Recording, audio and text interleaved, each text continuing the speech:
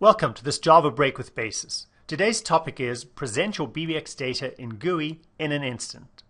We're going to look specifically at how we can utilize the grid functionality and the rapid application development tool Barista to present your data, be it from a character-based app or a GUI app, in a very short space of time, thereby enhancing the functionality of your business application.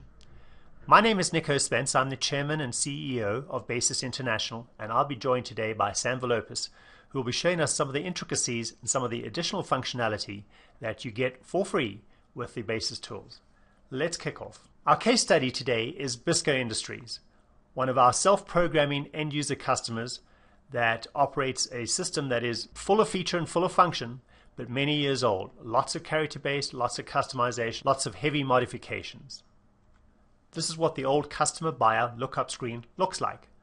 So a lot of information presented to us, but not in a grid type fashion. So very difficult to navigate through, very difficult to get to the real core information that you might be wanting.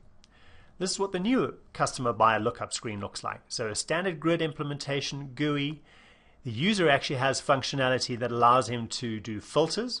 So up here on the right, you can filter the information that he wants. You could select columns to sort by and have subsidiary columns within the initial column sort, and also change the format of the information that's there, and then deliver the output of the resultant filtered information into an Excel spreadsheet or into a printed format or into a Google Doc format. So let's have a look at the case study. We're going to cover in today's agenda the challenge. We'll talk about the choices, the theory, go GUI in stages, work smarter, not harder. We'll talk about the execution. Seeing is believing. Let's see it in action. And next, we'll talk about the benefits of the solution. And then finally, we'll talk about the product cost. How did we get there? And we'll take your questions. So let's first talk to the challenge. As I mentioned earlier, this is a stable, reliable, probably a 500 plus user character user interface application. Heavily modified over the years and customized very specifically to suit the needs of this long-standing user of Business Basic software.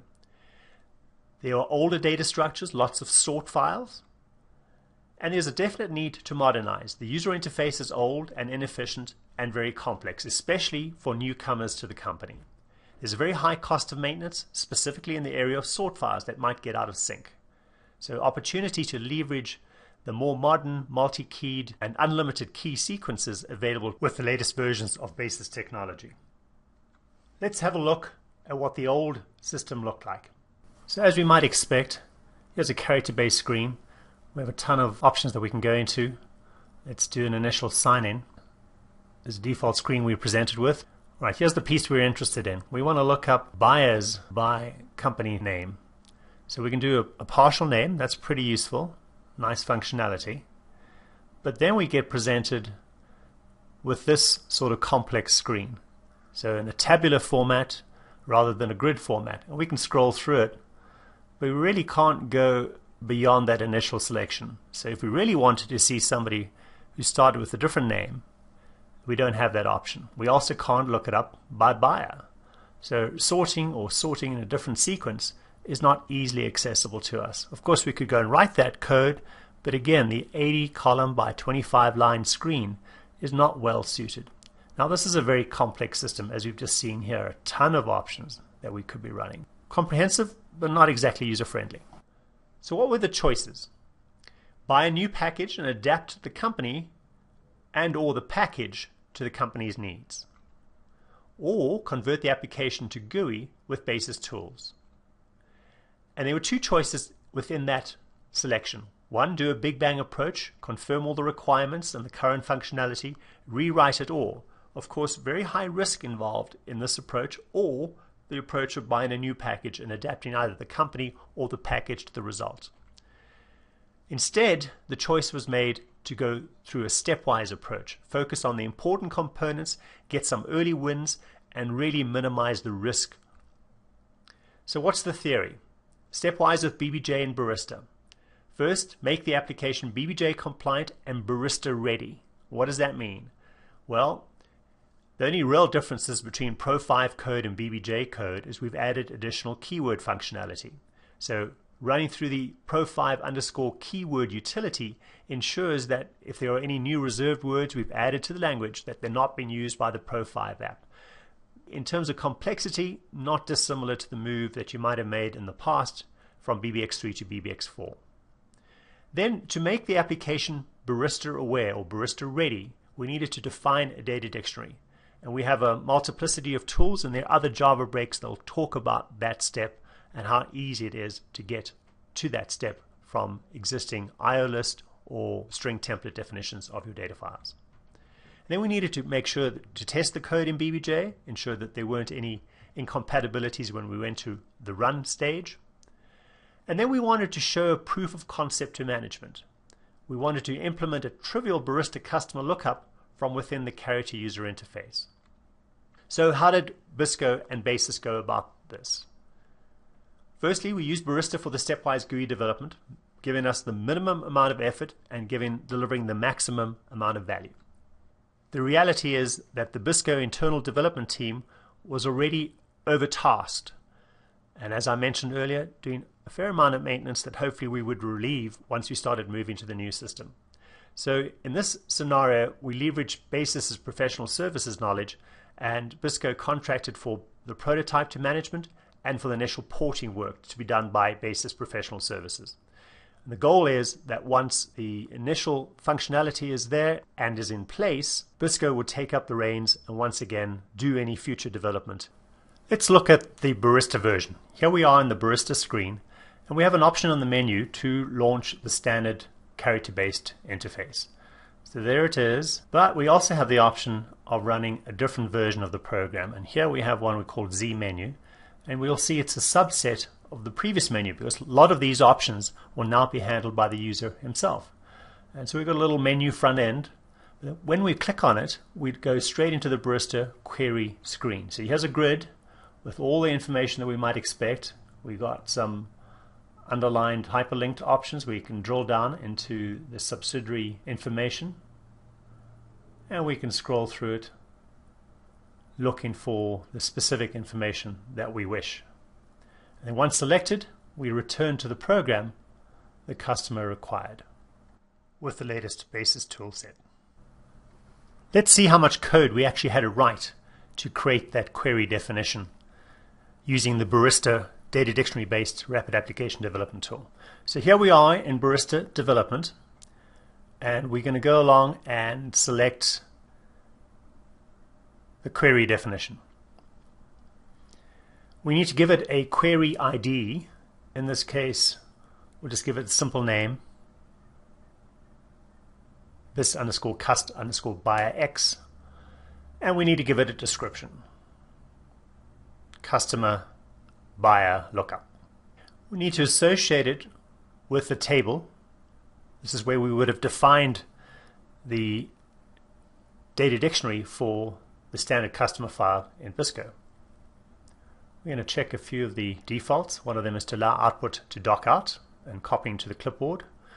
We'll give it a company ID and product ID. This is an ability for you to copy protect or protect your intellectual property. In this case, we're using the default, which is not to use any copy protection. And now we're going to generate the columns from that data dictionary definition of the customer file.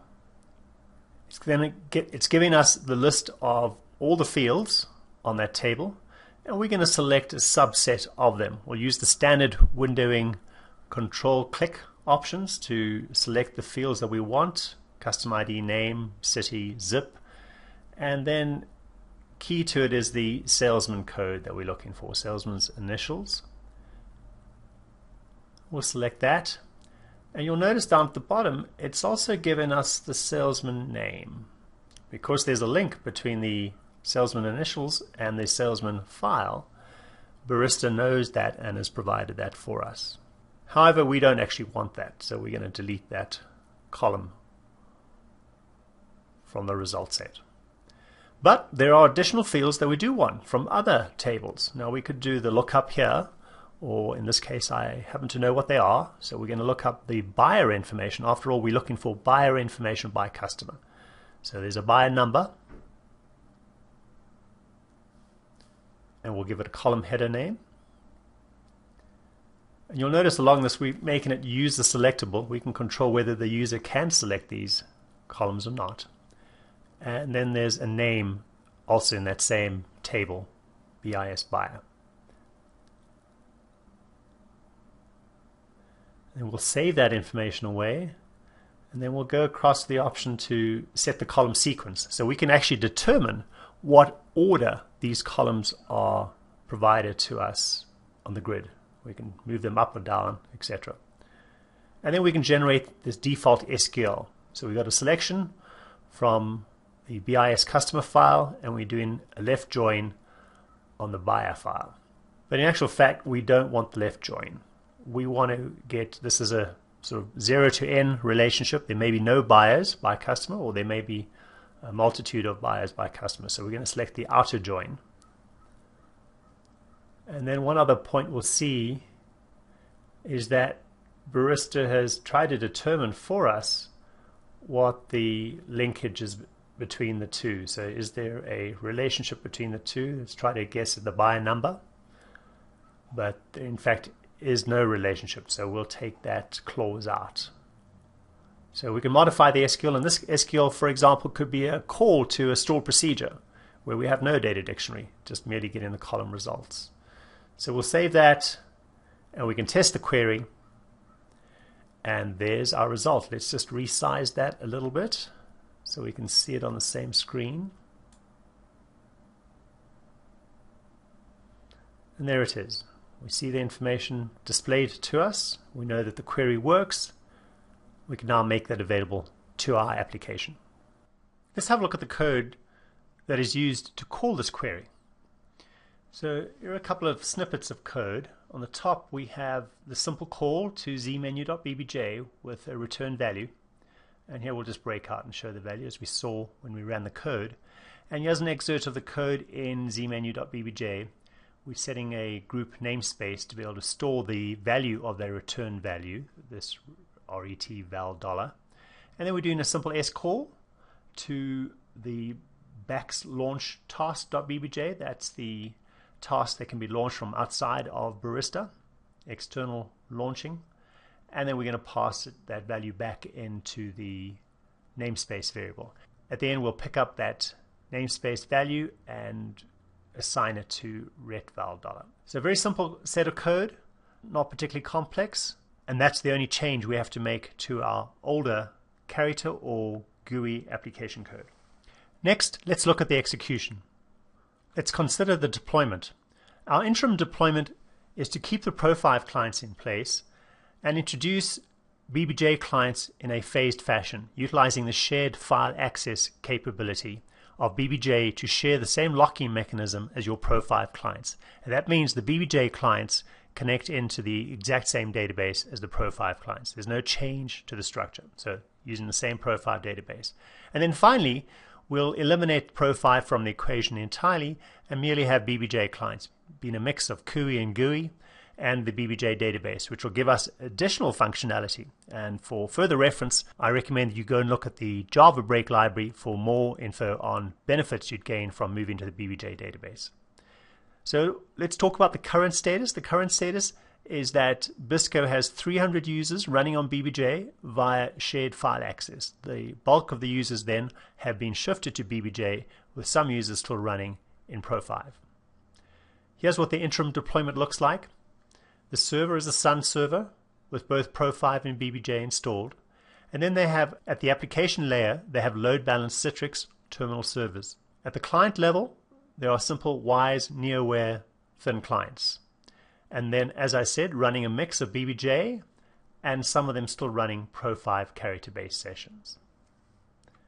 The final deployment will see the removal of Pro5 entirely, and then the same load balanced Citrix terminal servers will be driving the thin client sessions running BBJ GUI or BBJ character based.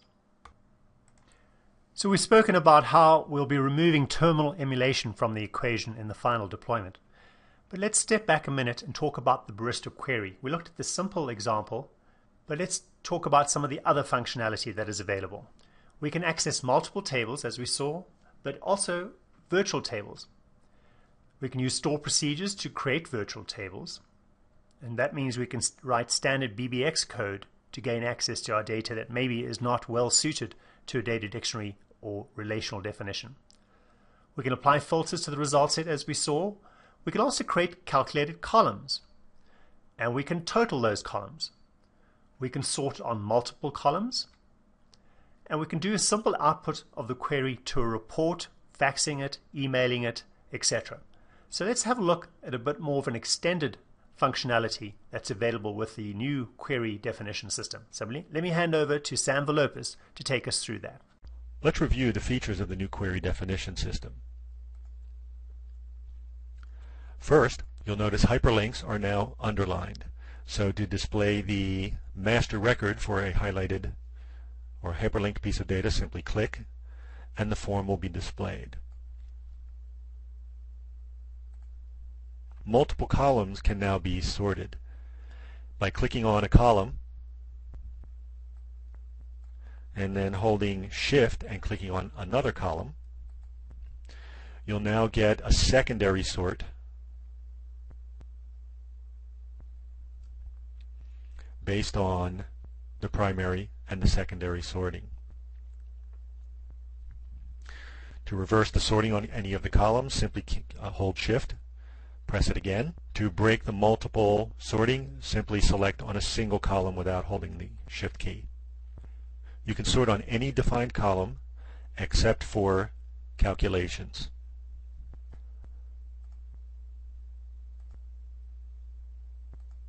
You can also sort on the secondary description pulled from the joined tables. Filtering for the queries is now in line. To access filters, press the Filters button, and the filter panel will display at the bottom half of the query form. The filter panel is made up of three sections. The Filter Wizard, which lets you build a filter step by step. The Save Filter, which lets you save filter criteria under a specific name for later use. And then the Column Filter Grid, where you can manually enter filter information. For instance, I can enter equal BAR. Salesperson equal to BAR. You'll notice when I hit Enter, it automatically does the filtering. I can also do it from this point. I can clear all. I can say equal to BAR, press Add. It adds it to the grid and redoes the query. At this point, I can also save the filter, BAR Customers, and press Save. You'll notice it's added to the filter drop-down list as one of my options.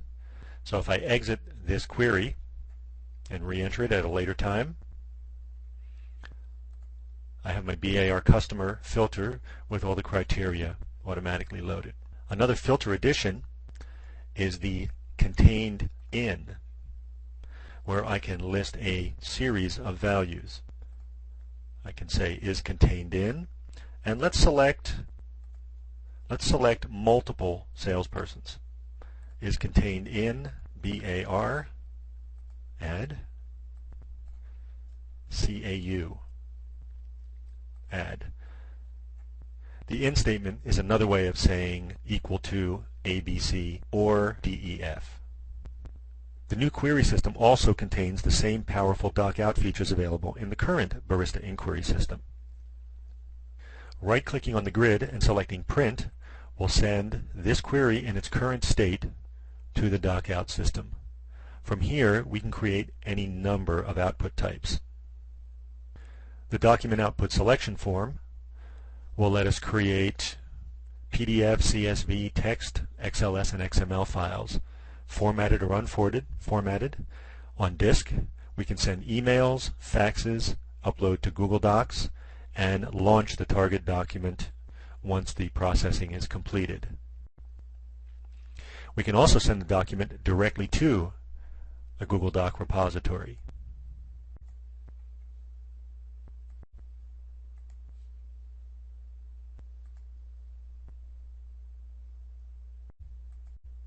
Next, we'll review some additional document output options available in the new query system. As you've previously seen, a right-click on the grid and selecting Print will send this query in its current state to the document output system. From there, using the document output selection form, you can create any number of file types based on the source document. We've also got the ability to directly create the document type without going through the document output system. Right-click on the grid, select Export Records, and select one of the direct types available. In this case, we'll select Tab Delimited Text. Barista generates the tabbed delimited text file and immediately launches the application associated with a .txt file. Selecting a .csv file will launch a comma-separated text file in the application associated with a .csv. In this case, Microsoft Excel. However, you'll notice the columns are not correctly aligned and the column types are incorrect. In that case, we can use a direct to XLS option. This creates a native spreadsheet file that is launched directly by the application associated with your .xls extension. You'll notice the difference here. We've now got columns with the correct width and the correct format. This spreadsheet can be modified, saved, and then accessed at any time through the document inquiry system. If you'll notice, it's document 1010475. We can close Excel, launch the Barista document inquiry system,